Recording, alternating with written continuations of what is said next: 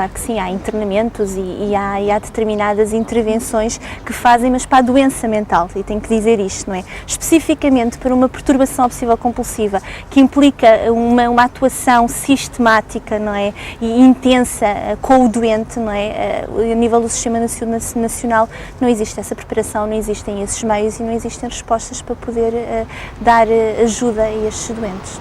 3 anos depois, o voto de confiança compensou e o tratamento mudou-lhe a vida para melhor. Finalmente, aos 27 anos, o João está feliz e sente que recuperou o controle do seu destino. Sim. A vida nunca está controlada, isso também é outra coisa que se vai aprendendo, é que nós não temos nada sob controle. Mas posso dizer que neste momento quem governa a minha vida sou eu e não é a POC.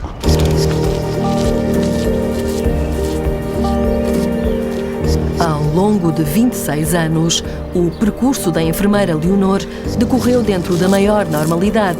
Estudou, tirou o curso e conseguiu um bom emprego num hospital da capital. Os problemas só começaram há pouco mais de 2 anos, quando uma situação profissional lhe deixou a vida virada do avesso. Estava num sítio, num local de trabalho que me sentia bem, com bons colegas, onde fazia o que gostava, e um belo dia, na melhor novela à noite, pregou-me a partida à vida e no falecimento de um doente que eu já estava à espera, toda a gente estava à espera que falecesse, não foi de repente, foi um estado terminal. O senhor faleceu e a minha vida deu uma volta de 180 graus, completamente. Eu cheguei a casa nesse dia, recordo-me perfeitamente. A primeira coisa que fui fazer foi ir para o banho, esfregar-me 500 vezes, sem exagero, porque me sentia suja, não sei, a morte naquela altura causou-me uma tal impressão que... Era como se tivesse levado a morte agarrada a si? Casa, sim, talvez, mas a morte naquela altura, naquele dia, representava bem só sujidade, só repugnância. E desde essa noite nunca mais se conseguiu livrar da sensação. A farda e a roupa que vestiu nesse dia foram para o lixo e já nem no carro conseguia entrar. Na mente perturbada de Leonor, tudo passou a estar contaminado, como que tocado pelo sopro da morte. O simples facto de não me conseguir tocar a mim própria, de ser, por exemplo, a minha mãe que me ajudava a tomar banho, que me ajudava a vestir, só por aí não... Chegou a esse ponto, não conseguia tocar o seu próprio corpo? A parte do corpo que eu tocava era a cara. Era a sua mãe que a ajudava a vestir? Eu não conseguia, por exemplo, vestir um sutiã, porque eu tinha que meter a mão não podia tocar no meu corpo. Não sei explicar como é que eu fazia, porque neste momento rio, mas na altura não sei como é que eu fazia. Tem noção do estado a que chegou? Ridículo era, sim, tenho noção. Ridículo, absurdo e irracional.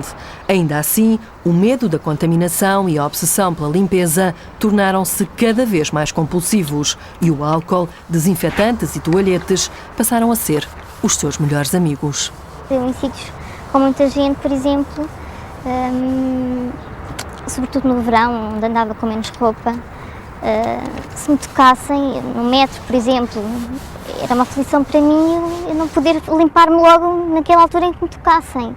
Se entrassem no meu carro e eu não pudesse limpar logo na altura em que se sentassem no meu carro, meu Deus, era uma ansiedade tal que eu teria que limpar logo com álcool, com toalhetes, com quer que fosse, teria que ser limpo. Em pouco tempo, a ansiedade tornou-se muito difícil de suportar. Perdeu peso, isolou-se, entrou em depressão e sentiu que tinha que deixar tudo para trás. Chegou um ponto que era mais forte que eu.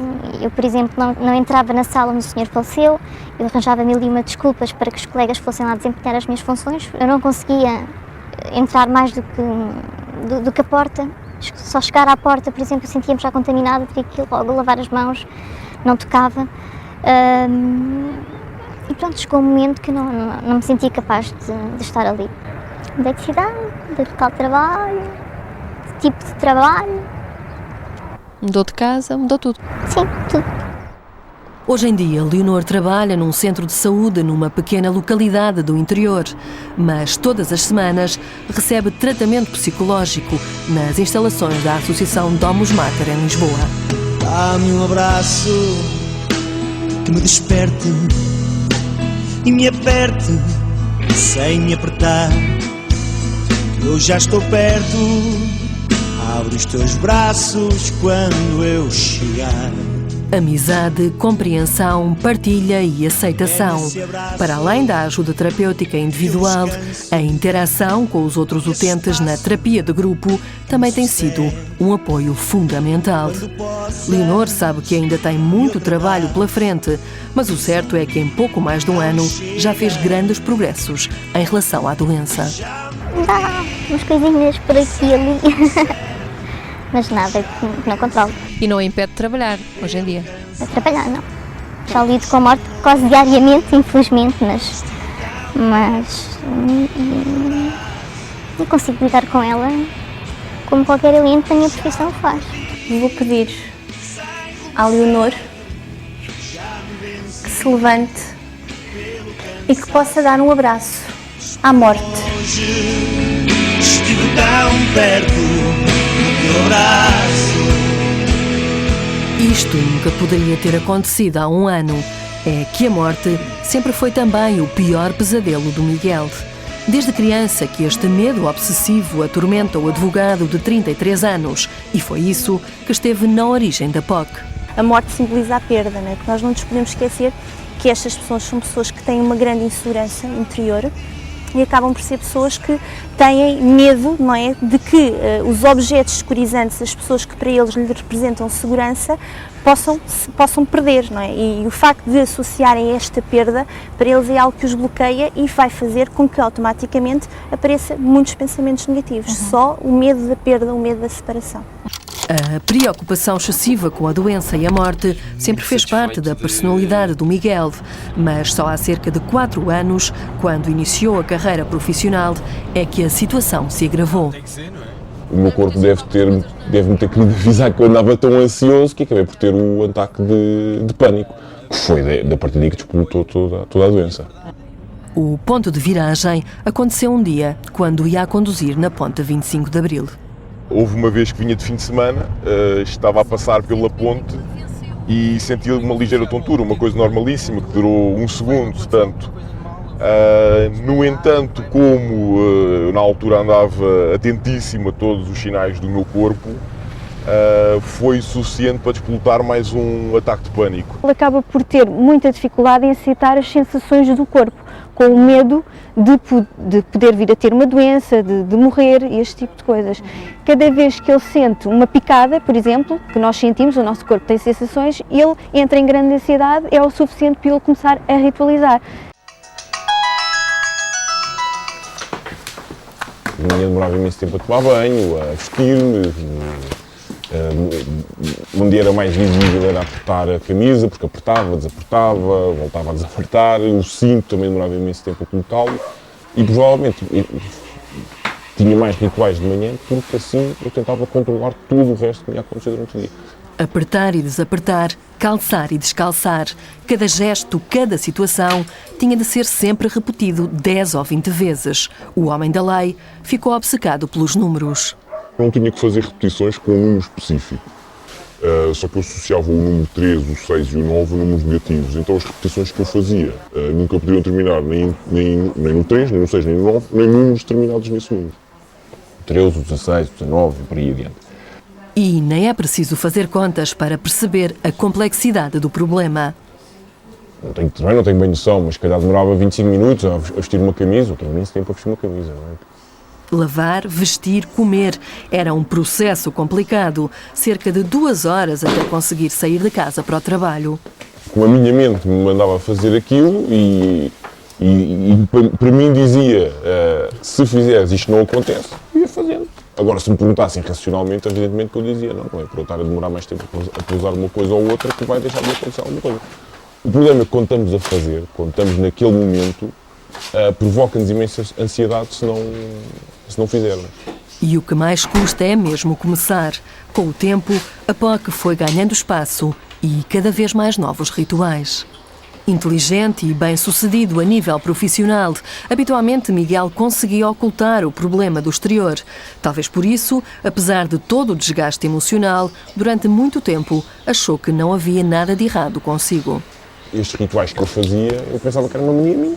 Nunca pensei que fosse uma doença, nunca pensei que mais alguém sequer tivesse qualquer coisa mais parecida minimamente parecida com isto. Só a grande insistência dos pais o convenceu a procurar ajuda médica especializada e hoje em dia, um ano depois, considera-se praticamente curado e até já se ri quando recorda o absurdo das manias do passado.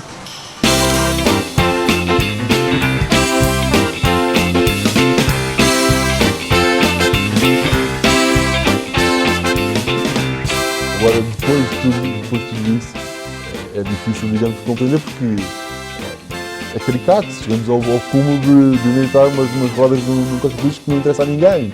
Pode ser difícil de acreditar, mas é a mais pura das verdades. Gonçalo chegava a passar 1 hora a alinhar as rodas do contentor do lixo ao pé de casa. Não contente, ia do contentor do lixo, depois estava lá o contentorzinho direito e vinha a caixa do correio. Porque a chave tinha lá estar numa certa posição e dali não saía. Para os outros era algo muito estranho que não tinha nada de normal, mas na cabeça dele fazia todo o sentido. Era apenas perfeccionismo e um gosto pela ordem e organização. Educado, bem comportado e muito organizado, até há 3 anos atrás, este estudante de engenharia civil era um filho exemplar e um rapaz 5 estrelas, daqueles que todas as mães sonham ter para genro. Foi assim até aos 19 anos, até ao dia em que a mãe adoeceu e ficou internada no hospital. A realidade era dura e, digamos, era má. Então, estamos a afundar e queremos... Agarrar-se a uma coisa. Evidentemente. E agarrou-se àquilo. Pronto. Podia-se ter agarrado a outras Podia ter coisas. agarrado a outra coisa, às drogas, ao álcool, sei lá, tanta outra coisa que existe. Mas pronto, disputou para esse lado mais, digamos, psicológico. Sozinho em casa com o pai, Gonçalo decidiu assumir a responsabilidade das tarefas domésticas e foi aí que a obsessão começou.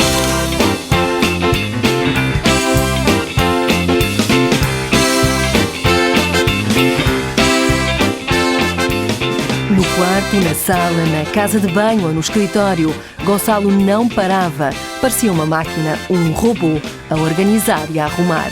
Roupa, sapatos e todo tipo de objetos. Tudo tinha que ter uma posição específica e simétrica, acertada até ao mais ínfimo pormenor.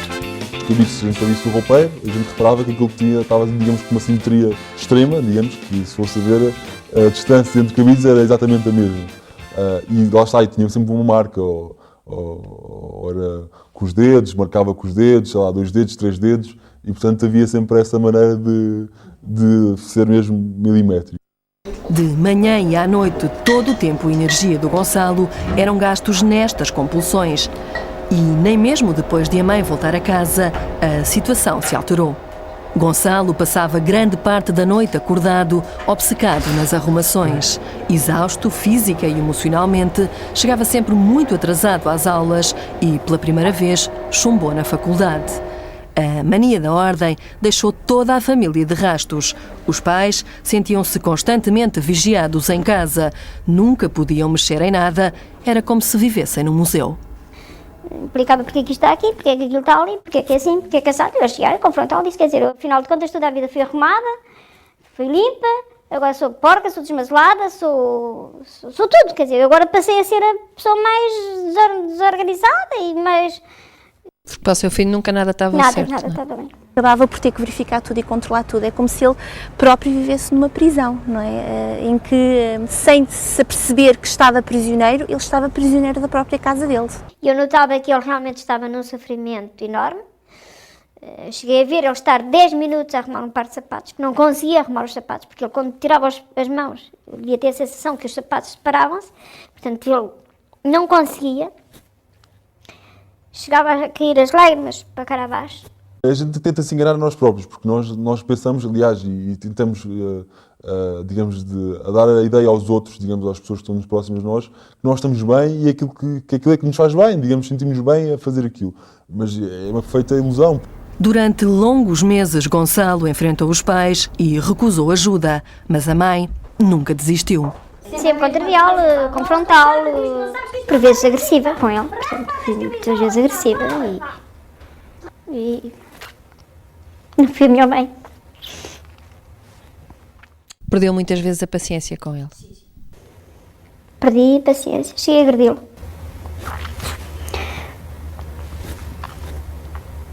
Mas talvez fosse para o bem dele, porque ele percebeu que eu acabei por ser uma mulher